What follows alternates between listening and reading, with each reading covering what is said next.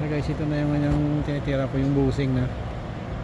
Kaya ganyan yan, maraming brace kasi pag iniinang yan nag-warp, kaya sumasala minsan yung yung pin. Saka yung pag-iinang pala nito alternate, bawat stiffener yan alternate. Kasi ito yan yung kabika pa lang, tapos yung kabika nya ganito rin, yung sa pagitan niya yan, dyan din ilalagay yung busing na apat din. Kaya kabilaan apat na busing, tapos lagyan ng pin, tapos dito sa gitna malaking busing. Kaya ito siya matagal din hinangan, gawa hindi pwede siyang persahin. Nakita mo kasi pag umano na sa dyan sala, mahirap na ipasok yung pin, lalo siyam na pirasong busing na dadaanan ng pin.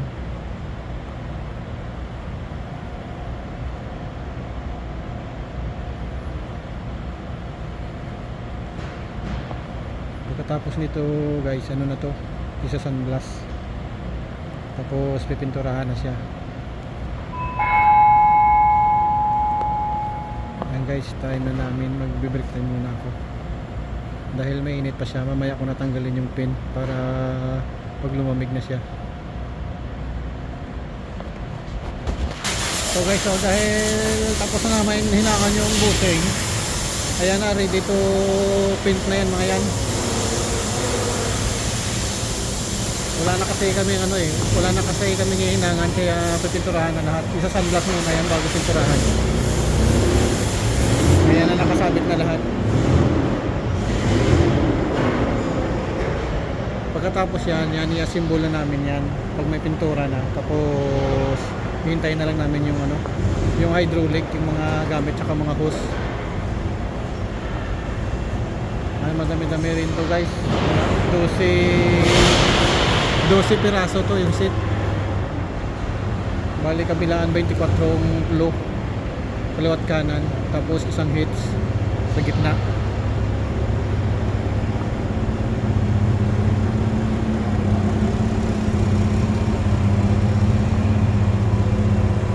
Tapos yung nito may kasunod pa, ibang model na mahahaba na naman siya.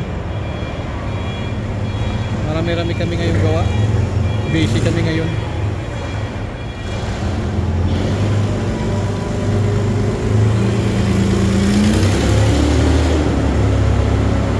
Ayun guys, yung sa dulo doon napinturahan na yan, yun siya ang itsura nya, kulay gray. Balay hintayin na lang namin yung hydraulic. Yan guys, dahil uwihan na kami, dito na lang yung video natin yan.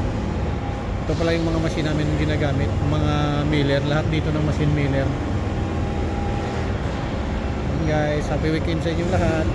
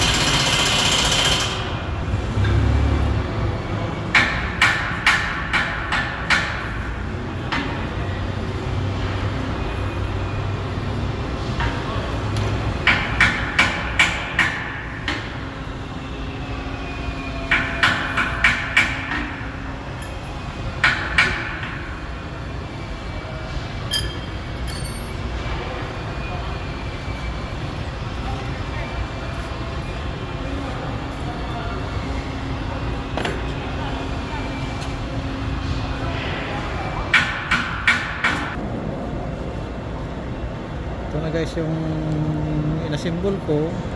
At ito rin yung mga dati kong hininang. Ito na siyang finished product. Ayan, tsura niya. Yung blade yung pinakailalim. Yung blade niyan, parang ano yan, uri ng bakal. Yung parang katulad sa mga release ng train, ng tigas. Yan kasing ginakayod ng ano, ginagamit pang kayod ng yelo.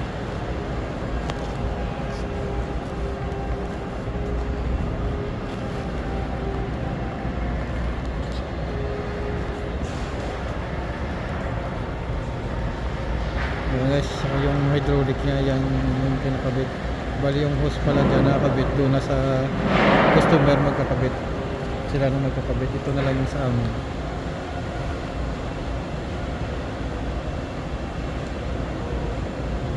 Ayos na rin siya, tapos na rin. Yan, yung hydraulic na yan, yan ang nagpapagalaw sa dalawang flow.